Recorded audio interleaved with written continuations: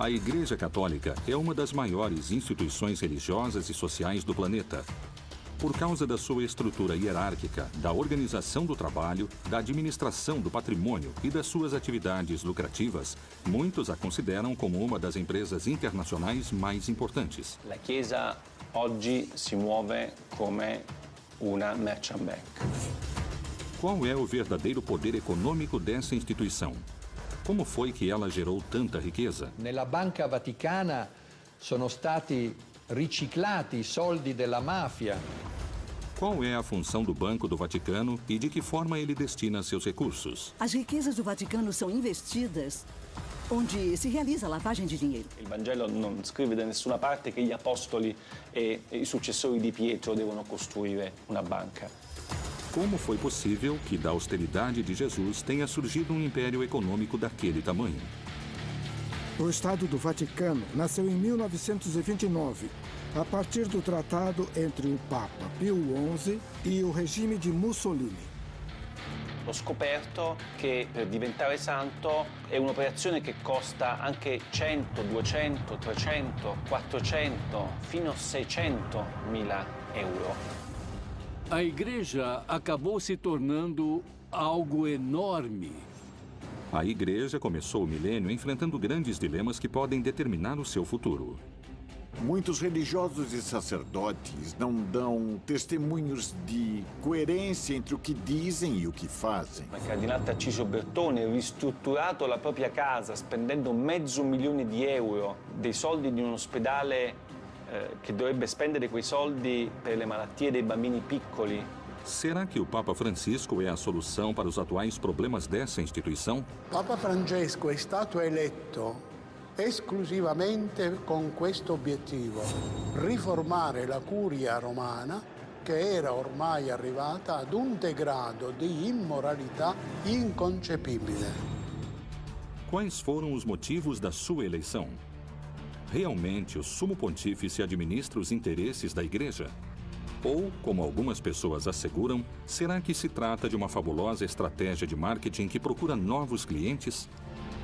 Será que a Igreja Católica é a maior empresa do planeta? Ou será que ela é só uma enorme religião que move a fé de milhões de seguidores?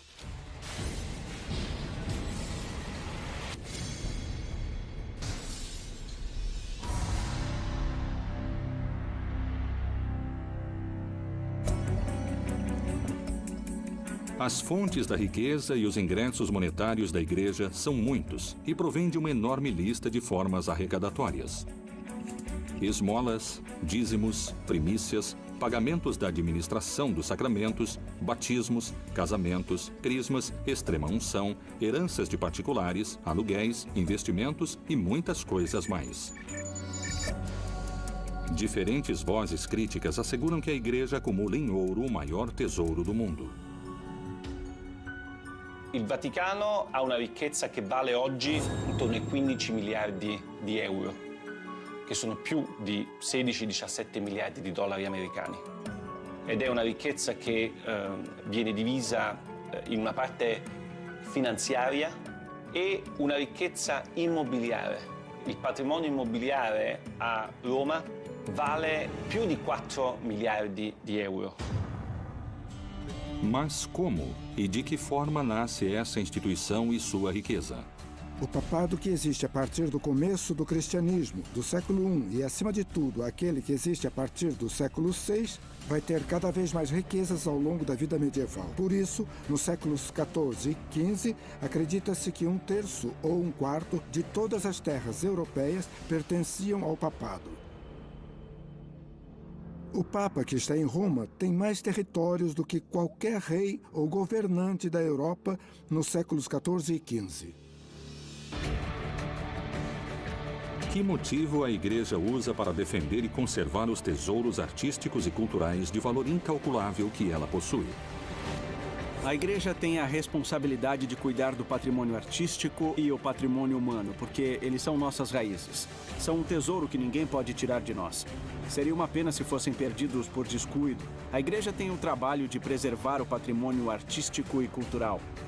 E muitas vezes ela não tem recursos para fazer isto. E é uma pena que nem sempre possam cuidar dessas obras de arte como elas merecem. Le carte dimostrano che il Vaticano ha proprietà immobiliari importanti anche in Inghilterra, a Londra per la precisione, a Bond Street, una delle vie più eleganti, è quasi tutta del Vaticano. Il negozio dove c'è Bulgari è di proprietà del Vaticano. Como foi que a mensagem de unidade e de austeridade do Criador, a base da religião católica, foi se transformando em uma igreja com grandes quantidades de dinheiro e que muitos consideram ostentação? Uma das perguntas é até que ponto as igrejas católicas usaram o conceito de humildade determinado por Jesus.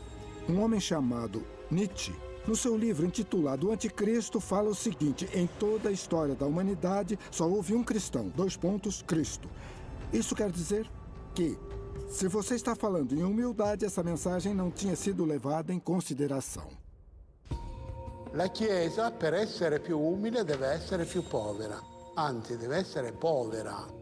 Deve avere uno spirito povero. Della prima beatitudine, beati i poveri in spirito. Perché deve riconoscere e vivere che tutto quello che la Chiesa possiede è un patrimonium pauperum e deve essere messo a servizio dei poveri. Desde a Roma antiga, começou a formação de uma instituição que não deixaria de somar poder religioso, político e principalmente econômico. Qual foi o plano financeiro e monetário que a Igreja desenhou para incrementar suas riquezas?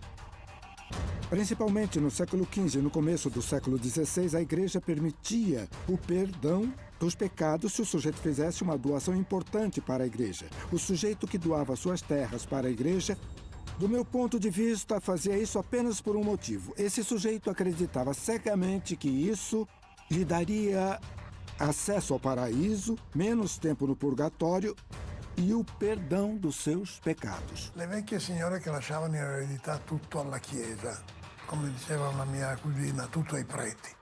Se fai del bene alla Chiesa nell'aldilà, ti ritrovi premiato nell'aldilà. E questo è stato una delle fonti della crescita del patrimonio degli ecclesiastici. A Igreja vai investir seu dinheiro em todo tipo de empresas e por isso constantemente vai chegar dinheiro nos bolsos de Roma. E por isso se considera que no século XX e também no XXI, o papado tem muito dinheiro.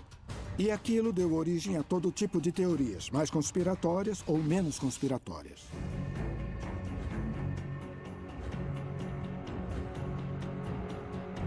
Com o passar do tempo, o clero foi incorporando novas formas de arrecadar dinheiro e bens para a Igreja. Qual era a relação entre a caridade e o pecado? A purificação das almas e o dízimo? Por que algumas pessoas afirmam que esse pode ter sido o novo jeito de ganhar mais dinheiro? As indulgências chegam ao extremo no final do século XV e no começo do século XVI, quando o Papa Júlio II queria criar um grande prédio que ficou conhecido como a Basílica de São Pedro. Para isto era necessário muito dinheiro. Então a pessoa ia lá, pagava uma cifra determinada e com isto seus pecados, de certa forma, diminuíam. Ci sono migliaia di cause di beatificazione, c'è un ministero apposta che si occupa soltanto di questo, che fattura centinaia di migliaia di euro tutti gli anni grazie a questo incredibile business. O Papa Francisco não quer só ser bom, ele quer que as pessoas vejam que ele é bom. Ele quer que ninguém ache que o fato de dar esmola em troca de uma bênção é uma espécie de negócio, uma espécie de especulação, como aquela que condenou Lutero, falando sobre o perdão, sobre as pessoas que davam esmola em troca de perdão. O Papa não quer que as pessoas paguem por sacramentos ou por bênçãos. Ele não quer ir à Igreja Católica porque elas acham que não tem dinheiro. Que ninguém pense que a fé católica deve ser comprada, que tem que pagar para batizar o filho ou para que o Papa lhe dê uma bênção. É a mesma mensagem que está no Evangelho. Jesus Cristo dizia: dai de graça o que de graça recebestes. a forma da Igreja Católica arrecadar dinheiro não se encontra só nos sacramentos. O que a Bíblia fala sobre o celibato e por que esta condição é considerada por muitos peritos como uma estratégia esperta para aumentar seu poder econômico? Nos primeiros séculos, nos monastérios, as ordens religiosas estabeleceram votos de castidade, mas o clero secular, o clero que vivia no mundo, para este clero, o celibato era uma coisa opcional. Na verdade, este celibato se torna obrigatório no século XI. Timóteo falou muito claro. Os bispos podem se casar. O padre pode se casar. Não só isso, seria uma violação do mandato divino. Porque no Gênesis fala, não é bom que o homem esteja só.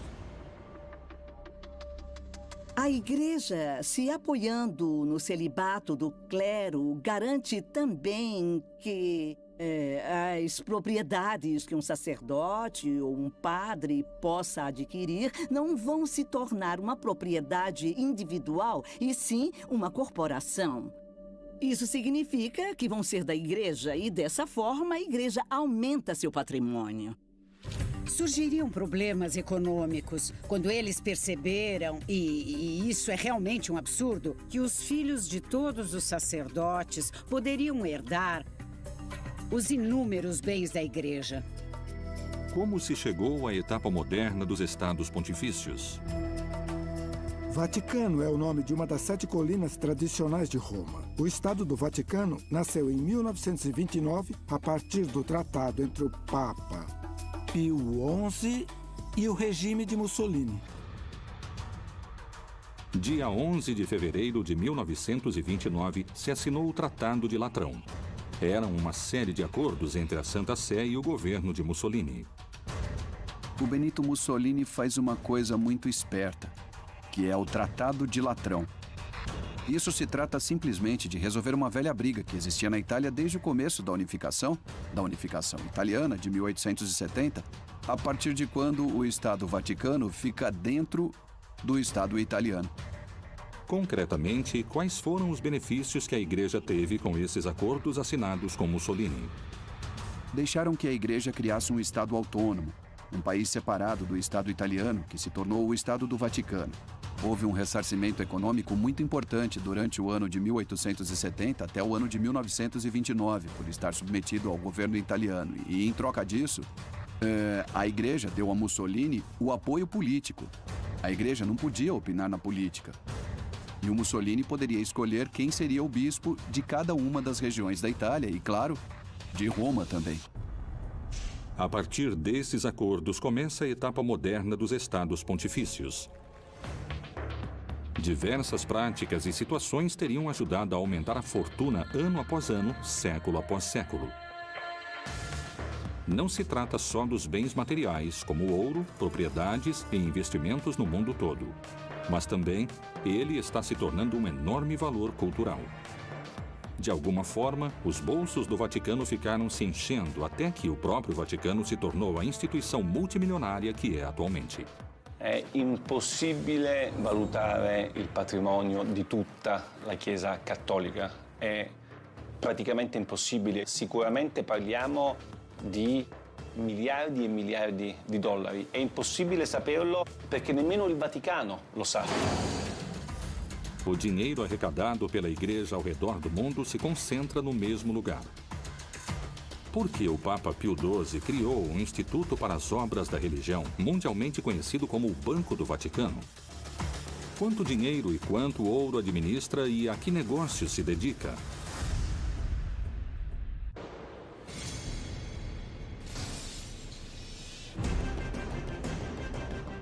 A incalculável fortuna da Igreja Católica se manteve em segredo entre os fiéis e as autoridades eclesiásticas. O que é exatamente o Banco do Vaticano e o que ele faz além de arrecadar?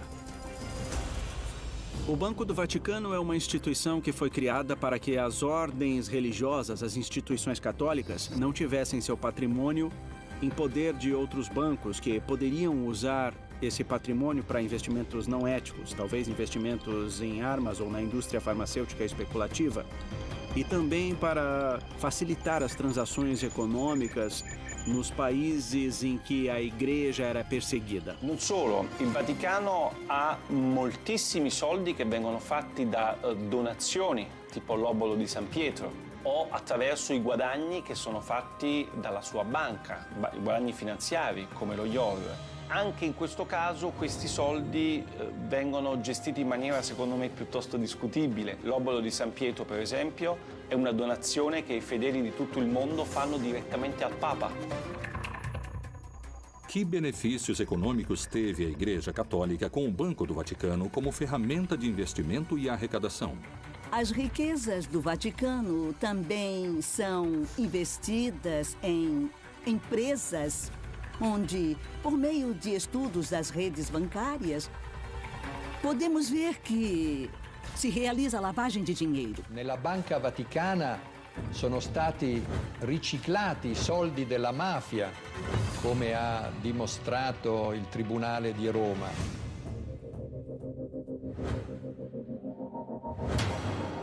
Questi soldi sono in parte stati investiti su azioni come la Pepsi Cola, come la Dow Chemical, come la Exxon. È ovvio che tutto questo senza nessuna trasparenza e senza che i cittadini italiani sapessero nulla. Attraverso i canali della Banca Vaticana sono passati soldi per tangenti di corruzione ai partiti politici italiani di governo negli anni 80-90. Questi soldi, anche i guadagni, non vengono quasi mai dati ai poveri, ma servono, e questo non lo dico io, ma lo dice un lavoro della Commissione europea, servono per le necessità dei dicasteri romani e dei cardinali. Faz muito tempo, muitas pessoas, entre especialistas e grandes teólogos, se fazem a mesma pergunta. Como é possível que a Igreja acumule tantas riquezas, sendo que há tantos pobres no mundo? Como historiador da Idade Média, eu visito muitas igrejas. E algo que temos que enxergar é a riqueza da Igreja ao longo dos séculos, diante da pobreza imensurável de muitos. E essas pessoas pobres, e não é à toa, já se rebelaram várias vezes contra a Igreja. Quero acreditar que o Papa Francisco realmente vai mudar algo. La Conferenza Episcopale Italiana, che è la più importante del mondo, riceve direttamente dagli italiani quasi 1 miliardo di euro l'anno, che secondo le pubblicità che i vescovi fanno in televisione servirebbero ai poveri, agli ultimi, ai paesi del terzo mondo. L'80% di questi soldi non va ai poveri. Seria possível terminar definitivamente com a pobreza se o Vaticano se desprendesse de toda essa riqueza que possui ao redor do mundo? Vender as propriedades da Igreja para acabar com a pobreza do mundo seria útil, mas serviria só para disfarçar o problema, não é? Eu acho que o que o Francisco está fazendo é mudar a cultura. Isso significa fazer com que a situação, o ritmo de vida daqueles que têm mais poder no Vaticano seja mais discreto, mais exemplar. Só o que o Papa Francisco pediu foi que as estruturas da Igreja fossem utilizadas para ajudar as pessoas. Come vorrei una chiesa povera e per i poveri. A partir da frase "uma igreja pobre para os pobres", começou uma campanha de Francisco para tentar combater a corrupção e fazer isso de forma eficiente. Secondo qualcuno che pensa che il Vangelo debba essere una sorta di guida, no? del Vaticano, e il Vangelo non scrive da nessuna parte che gli apostoli e i successori di Pietro devono costruire una banca. Temos que lembrar que a Igreja é uma instituição que acabou se tornando algo enorme e é muito difícil conseguir controlar tantos grupos de influência dentro daquilo que é o Vaticano. Para alguns críticos e peritos nesse assunto, a Igreja Católica funciona de forma parecida com as empresas multinacionais. La Chiesa oggi si muove come una merchant bank. L'Istituto per le opere di religione è la banca del Vaticano e controlla ancora oggi tutto il patrimonio finanziario della Santa Sede. Il problema è che lo IOR nel corso dei decenni è finito in tantissimi scandali, perché all'interno dello IOR hanno riciclato denaro i mafiosi, hanno riciclato denaro politici, imprenditori, tutte persone che non avevano alcun diritto, secondo le leggi del Vaticano, di avere i soldi allo IOR.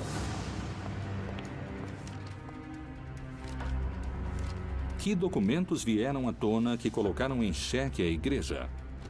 O escândalo do Vatilix II poderá ser o começo das reformas que o Papa Francisco quer na sua Igreja. O nível de diversificação da renda e dos gastos do Vaticano, o que podemos ver por meio dos acontecimentos e dos Vatilix 1 e 2,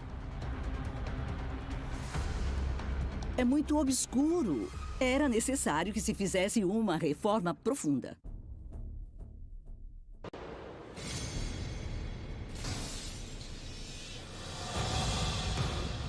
Em 2015, o Vaticano sofreu um novo e polêmico vazamento de documentos secretos. Esse acontecimento ficou conhecido como Vatilix II, em alusão a um escândalo parecido que aconteceu em 2012, quando uma parte da correspondência do Papa Bento XVI foi exposta. Os novos vazamentos, diferentemente dos primeiros, revelam todo tipo de irregolaridades nas finanças do Vaticano. Il Vatilix 2 è stato lo scandalo del 2015, state parlando con uno dei protagonisti dello scandalo perché io ho pubblicato nel mio libro una serie di documenti che di carattere finanziario e economico che per la prima volta hanno raccontato la reale ricchezza del Vaticano e come questi soldi in Vaticano vengono gestiti, i soldi delle donazioni, i soldi che sono presenti all'APSA, gli immobili che il Vaticano controlla. Os dados do vazamento Vatilix II são muito interessantes porque são a prova da situação em que o Papa Francisco se encontrava antes da reforma. Na verdade, são um tesouro. O escândalo financeiro Vatilix II revela documentos que foram publicados em 2 livros. Num deles, o autor Emiliano Fittipaldi denuncia irregularidades de todo tipo nas finanças da Santa Sé, apresentando o Vaticano com grandes problemas econômicos. Um buraco negro no sistema de pensões, corrupção por parte da Cúria, desvio de fundos e a completa ausência de transparência nos balanços da Santa Sé.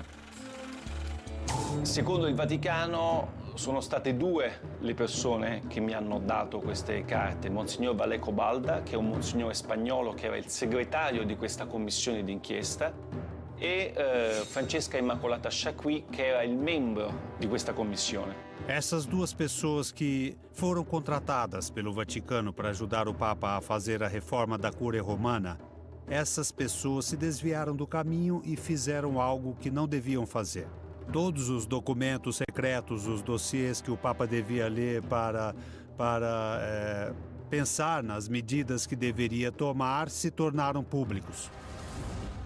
Queste 2 persone sono state arrestate 5 giorni prima la pubblicazione del mio libro e del libro Via Crucis di Nuzzi. Sono state arrestate perché sono state accusate di aver divulgato informazioni riservate e aver messo a rischio l'interesse della patria. Così dice la legge Vaticano. Os vazamentos desses documentos tornam a Santa Sé inocente ou culpada desse enorme escândalo. Quando eles foram publicados, já tinham se passado muitos meses depois que começaram a realizar algumas medidas para evitar esses problemas. Por isso, algumas pessoas consideraram que o vazamento desses documentos era uma forma de parar com essa reforma. E para outros, paradoxalmente, era uma forma de apoiá-la. Para o Papa Francisco, isto foi uma traição. Foi uma punhalada pelas costas. Vorrei dirvi anzitutto che rubare quei documenti è un reato. è un atto deplorevole che non aiuta. Quais são os fatos mais escandalosos que o Vatilix expôs? Cardinali di cui ho raccontato nel libro hanno, come il cardinale Tarcisio Bertone, ristrutturato la propria casa spendendo €500.000 dei soldi di un ospedale che dovrebbe spendere quei soldi per le malattie dei bambini piccoli. Invece lui ha preso, questi soldi sono stati dati al cardinale Bertone per ristrutturare la sua casa da 300 metri quadri. Il cardinale resta ancora, mentre parliamo, nell'attico, a godersi un attico bellissimo con un sistema Bose da €30.000 e con i marmi di Carrara nei bagni. Mentre Valleco-Balda, che ha soltanto dato queste informazioni, è in galera. Mi sembra, molto contraddittorio come tipo di azione da parte del Vaticano. Durante todo esse processo, aquilo que veio à tona foi que tudo isto era uma história de uma superficialidade quase insultante. Será que as revelações dos documentos vazados ajudaram a Igreja Católica na sua tentativa de demonstrar transparência? Ou isto foi um golpe para a fé que faria a Igreja perder fiéis ao redor do mundo? Rapidamente, os vazamentos enfraquecem o papado. Isto é, se nós tornarmos públicos os pecados de alguns sacerdotes, vamos estragar o prestígio dessa instituição tão valiosa que é a Igreja Católica. E vamos enfraquecer a fé, que é muito importante e valiosa para nossos crentes. É mais conveniente para a Igreja Católica salvar o prestígio dela, e é mais vantajoso esconder essas coisas do que revelar tudo. Io non credo che il Vatilix sia stato un male necessario per una riforma del Vaticano, semplicemente perché io penso che il Vatilix non sia stato un male, perché io penso che qualsiasi istituzione, soprattutto un'istituzione morale e religiosa come la Chiesa Cattolica, abbia solo che da beneficiare di una assoluta trasparenza. Non ci devono essere segreti. Esse tipo de vazamento sair à tona, por um lado, é inevitável nesse mundo das comunicações, onde nada pode se manter em segredo. Uma hora iam sair à tona. A curto prazo, isso pode desestabilizar a instituição, mas a longo prazo pode beneficiá-la. Qual foi a reação e quais foram as medidas que o Papa Francisco tomou quando os alicerces da sua instituição foram sacudidos pelo vazamento desses documentos secretos? A reforma que o Papa Francisco realizou para ter transparência nas contas do Vaticano, para fazer com que nenhum delinquente pudesse se aproveitar das instituições do Vaticano, para mim é irreversível. Voglio assicurarvi che questo triste fatto non mi distoglie certamente dal lavoro di riforma che stiamo portando avanti con i miei collaboratori e con il sostegno di tutti voi. Então, chegou o Papa Francisco e disse uma coisa importante, que a reestruturação da Santa Sé não deveria ser um trabalho da Cúria, e sim de órgãos externos que são os responsáveis por propor as mudanças que poderiam ser feitas. Eu acho que não tem jeito de deter essa reforma. Atualmente, o Vatilix II é uma das preocupações mais importantes da Cúria Católica. É um escândalo que ainda pode ter mais informação esperando para vir à tona. L'impatto di Vatilix sulla stampa mondiale ovviamente è stato devastante. Mai prima erano usciti documenti riservati così importanti, soprattutto che riguardavano aspetti contemporanei della Chiesa. Io penso che la Chiesa debba smettere di lavare i panni sporchi dietro le mura leonine. Será que esses casos de corrupção podem afastar os fiéis da religião? Essas revelações seriam motivos suficientes para perder poder dentro do vasto universo da fé? Hoje, um grande problema da Igreja Católica é que a autoridade perdeu a capacidade de criar credibilidade, de criar obediência e de criar continuidade. O que acontece é que a hierarquia católica e muitos religiosos e sacerdotes não dão testemunhos de fé e não há coerência entre o que eles dizem e o que fazem. Se a igreja quiser recuperar a credibilidade e a legitimidade, ela tem que enxergar os problemas e começar a solucionar, senão... Porque enquanto os problemas ficarem escondidos, eles vão se tornar uma panela de pressão. Os mesmos peritos que percebem a quantidade de fiéis perdidos por causa desses escândalos acusam a igreja de utilizar estratégias de marketing para recuperá-los. Até que ponto essas declarações são verdadeiras? Quais seriam as ações usadas para conseguir esses objetivos?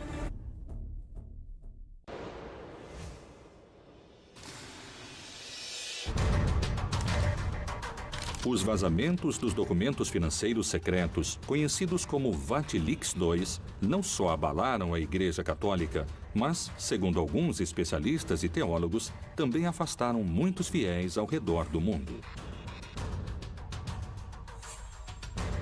Será que a Igreja Católica criou uma estratégia de marketing com slogans de estilo publicitário e com uma fórmula para fomentar e somar seguidores? Por que algumas pessoas falam das aparições da Virgem, dos milagres dos santos e das canonizações como uma estratégia de marketing?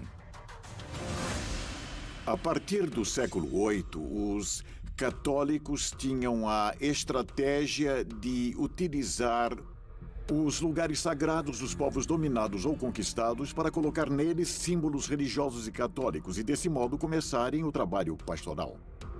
Conforme a Igreja ia evoluindo nos últimos anos, os papas destacaram cada vez mais a necessidade de levar santos a todas as comunidades. Aproximadamente no ano de 1357, numa igreja da França, começou a se exibir um manto com o corpo e o rosto de Jesus impressos. Depois deram esse manto à Santa Sé e ela o deixou na Catedral de Turim. Rapidamente, o sucesso trouxe um grande número de fiéis e também de detratores. Falam que esse manto é o tecido que cobriu Jesus quando ele morreu. O problema é que, na Idade Média, existiu o tráfico de relíquias, por exemplo. Isto é uma farpa da cruz de Jesus Cristo, tanto faz. Então, isto me parece muito pouco verdadeiro. Mas não é só essa relíquia que é considerada por algumas pessoas como uma hábil estratégia de marketing para atrair novos fiéis. Quando os conquistadores chegaram na América Latina, quando, entre aspas, descobriram a América, todos aqueles conquistadores fundaram muitas cidades com nomes ou advocações da Virgem. Essa era a melhor forma de se aproximar dos nativos, dos indígenas. E os próprios indígenas descobriram que a melhor forma para se encontrar e também dialogar com os invasores era através da Virgem. Outro tipo de acontecimento que é difícil de explicar pela ciência são as aparições da Virgem. Na América Latina, talvez o caso mais famoso seja o da Virgem de Guadalupe. A primeira grande aparição da Virgem aconteceu no século XVII, logo depois que os conquistadores chegaram na América, no México. Um índio chamado Juan Diego viu a Virgem. Foi onde os franciscanos estavam lá e lá estava a máxima aparição da Virgem, que era a Virgem de Guadalupe, padroeira da América Latina. E com ela vai se afirmar a ideia de mediação. Os franciscanos se opõem ao culto guadalupense porque acreditam que ele tem muitos elementos sincréticos. E outros discordam disso porque acreditam que é bom ter um culto que é compartilhado por uma parte dos católicos mexicanos e que é melhor fortalecer e dominá-lo. E essa é mais ou menos a política que está se desenvolvendo. Será que essas aparições são verdadeiros milagres? Podemos pensar nelas como estratégias da igreja para fortalecer a fé ou para que os fiéis continuem acreditando. Investigamos como apareceu a Virgem e para quem. Se aparecer uma mulher, vão colocar um homem ao lado dela. Acima de tudo, um sacerdote. O tempo passou e muitas pessoas visitam o lugar onde a Virgem apareceu. E para isso tem que se inventar algo. Tem que falar que lá se curam os meninos e as meninas. Que lá as mulheres conseguem engravidar. Existe um nível de irracionalidade nessa crença. E eu acho que isso acontece porque ela não é consistente, não é racional, sabe? Não atrairia gente. Uma parte de você acredita porque você tem fé, mas você não precisa demonstrar a sua fé. Por que tem aqueles que consideram as canonizações também como um instrumento de atração de novos fiéis? É assim, as canonizações consistem nisso. A igreja propõe um modelo do bom cristão. A igreja diz, olhem, esse homem se comportou como um herói da fé e é um homem ou uma mulher que vale a pena imitar. No começo, cada uma das comunidades cristãs canonizava seus mártires. E depois a igreja começou a controlar esse processo. E agora tem uma série de provas e etc. E a partir do Concílio Vaticano II criaram-se outros requisitos, entre eles provar a existência do santo, a existência física da pessoa. Poucas pessoas sabem que este procedimento tem um custo econômico elevado e que isto significa um incremento elevado nos bolsos da igreja. La storia della fabbrica dei santi è una delle più incredibili che ho scoperto con la mia inchiesta, perché io pensavo che per diventare santo fosse un'operazione che la Chiesa faceva in maniera gratuita. E invece ho scoperto che per diventare santo è un'operazione che costa anche 100, 200, 300, 400, fino a 600.000 euro. Per me è uno scandalo incredibile quello che ho scoperto.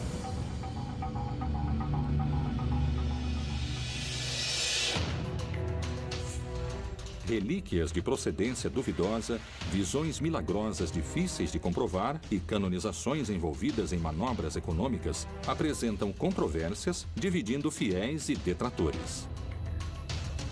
Por que os detratores asseguram que a eleição do Papa Francisco se trata da mais ambiciosa estratégia de marketing da história do Vaticano? Se realmente tiver uma estratégia de marketing envolvendo o Papa Francisco, eu gostaria de contratar esse estrategista de marketing para minha empresa, porque ele conseguiu mudar completamente a cara da igreja. Acredito que o estrategista de marketing da marca Francisco é Jorge Mário Bergoglio.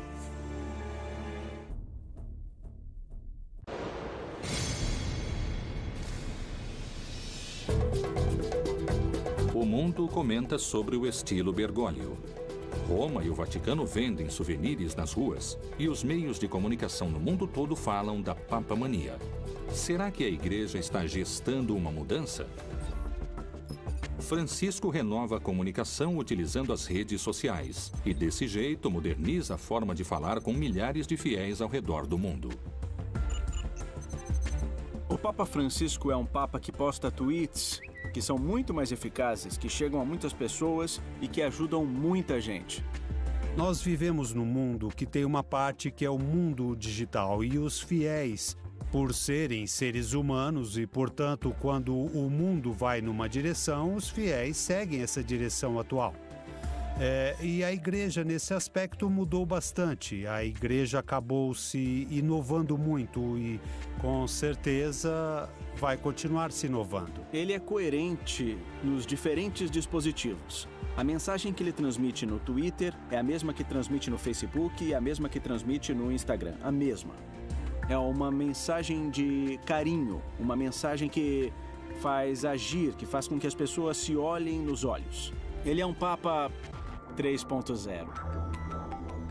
Entre março e dezembro de 2013, mais de 2 milhões de pessoas foram às audiências das quartas-feiras na Praça de São Pedro. 4 vezes mais daquelas que Bento XVI reuniu em 2012. Quais foram os motivos pelos quais a Igreja resolveu, pela primeira vez na sua longa história, escolher um Papa com o perfil de Francisco para dirigir o destino de bilhões de fiéis ao redor do mundo? Papa Francesco è stato eletto esclusivamente con questo obiettivo, riformare la curia romana che era ormai arrivata ad un degrado di immoralità inconcepibile. Acredito que o caminho de Francisco tenha muitos obstáculos. A escolha dele foi muita sorte. Num momento em que a Igreja Católica está envolta em rixas, numa enorme competição interna. I gesti che lui fa sono importanti. Per esempio, pochi si sono resi conto del primo gesto che ha compiuto la stessa notte del 13 febbraio del 2013, quando è stato eletto. Affacciandosi al balcone, non aveva la mantella rossa né la stola con le insegne di Pietro e Paolo, ma era semplicemente vestito di bianco e si è presentato come vescovo di Roma. Muitas pessoas afirmam que as reformas que o Papa Francisco fomenta na igreja contemporânea estariam mexendo nos alicerces da religião. Respingano inoltre modelli economici disumani che creano nuove forme di povertà ed emarginano i lavoratori e la cultura della morte che svaluta l'immagine di Dio, il Dio della vita, e viola la dignità di ogni uomo, donna e bambino. O Papa Francisco destaca constantemente a necessidade de combater a corrupção. Ele diz que é algo que vai te levar para o inferno. Então, para que ele possa combater de maneira eficiente esse fenômeno que ele é terminantemente contra, resolveu criar mecanismos para que exista um funcionamento mais eficiente e também tentou procurar em quais aspectos podia existir corrupção, porque a corrupção é uma coisa que ele é completamente contra. As declarações e as ações de Francisco dão volta ao mundo na televisão, nos jornais e na internet. Qual é o discurso que chama tanto a atenção? È necessario affrontare insieme la questione migratoria. Non si può tollerare che il Mar Mediterraneo diventi un grande cimitero. O Papa Francisco, desde que foi eleito Papa, conseguiu se consolidar como uma espécie de consciência da humanidade. Para mim, que sou católico, a revolução que o Papa Francisco está começando me fez mudar o jeito de enxergar as pessoas. La Chiesa povera e per i poveri di cui parla Francesco sia ancora molto lontana dal diventare realtà. La Chiesa è ancora molto ricca, i cardinali sono ancora molto ricchi, lui è l'unico che vive in 20 metri quadri, tutti gli altri continuano a vivere in 300, 400, 500 metri quadri. C'è gente che dice che Francesco è solo un predicatore che fa solamente dell'apostolato, ma Francesco è un papa che governa. A Igreja Católica é uma instituição de dimensões incalculáveis. Se passaram mais de 2000 anos de história desde que foi criada como uma instituição eclesiástica e é colocada por vários peritos à altura das maiores empresas do planeta. Se os santos, as virgens e as canonizações fazem parte do divino, ou se elas são hábeis estratégias de marketing para atrair fiéis, isso continuará sendo um mistério a ser revelado. Para algumas pessoas, é uma empresa com estratégias de marketing que se dedica a abrir contas monetárias sem descanso. Para outras pessoas, significa a salvação da sua alma e a porta ao paraíso, onde vão poder descansar em paz.